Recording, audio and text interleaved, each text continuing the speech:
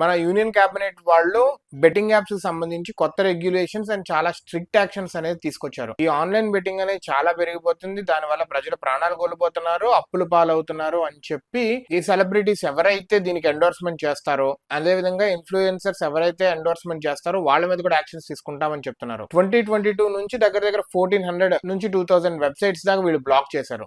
And celebrities, పెద్ద పెద్ద celebrities Rana కానీ, ప్రకాష్ రాజ్ కానీ, విజయ్ దేవరకొండ వీళ్ళని కూడా ఫీజు తీసుకొని వీళ్ళు ఎండోర్స్ చేశారు అని చెప్పి వీళ్ళ మీద కూడా యాక్షన్ తీసుకుంటాము, లేకపోతే వీళ్ళ మీద అసలు ఎందుకు చేశారు అని చెప్పి క్వశ్చనీర్ అనేది ఉంది. ఆల్రెడీ వీళ్ళు చేశారు కూడా. సో ఇలాంటి పెద్దవాళ్ళు చేయకూడదు అని కూడా వీళ్ళు చెప్పారు. అండ్ ఈ బెట్టింగ్ యాప్స్ వీటి మీద 40% service and goods tax GST వేస్తారు అని చెప్పి వీళ్ళు చెప్పారు. అండ్ ఈ బెట్టింగ్ యాప్స్ సంబంధించి దగ్గర 126 crore రూపీస్, దగ్గర 2400 బ్యాంక్ అకౌంట్స్ ని సీజ్ చేశారంట. 357 illegal websites and 400 websites out of country ఏదైతే వర్క్ అవుతుందో వాటన్నిటిని కూడా ఆపారు అని చెప్తున్నారు. సో